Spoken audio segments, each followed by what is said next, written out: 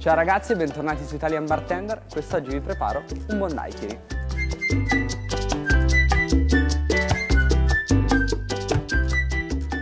Per prima cosa cominciamo raffreddando la nostra coppetta da cocktail o coupette e raffreddando il nostro shaker.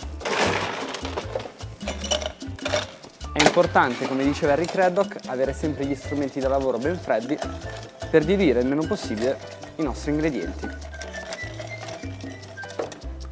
Primo ingrediente per questo classico della miscelazione tropicale cubana: zucchero. C'è chi sceglie lo zucchero semolato o chi sceglie lo sciroppo. Io sono più per il semolato per rispettare la ricetta originale e per dare un gusto leggermente più secco al drink. Dopodiché succo di lime, spremuto fresco, siamo sui 30 ml, che è più o meno il succo di un lime. Voilà. E lo andiamo a stemperare bene lo zucchero all'interno del succo.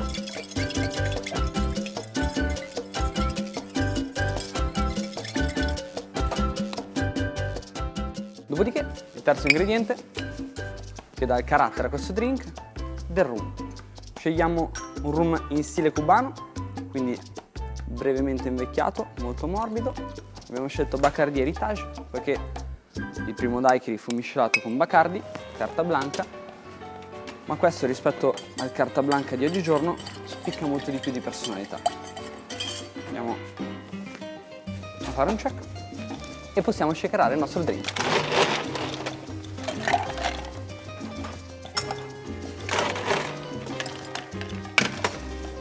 Riempiamo bene il nostro shaker di ghiaccio, anche nel tappo che il drink passa anche di qua, e andiamo a shakerare.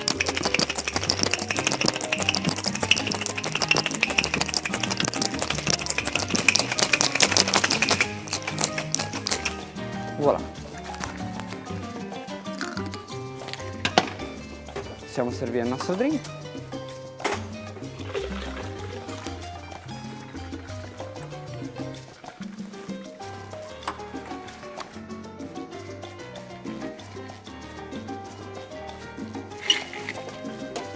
Come garnish una fettina di lime, io uso quello disidratato così faccio meno sprechi possibile, e lo andiamo a servire. Il nostro daiquiri è pronto. Salute!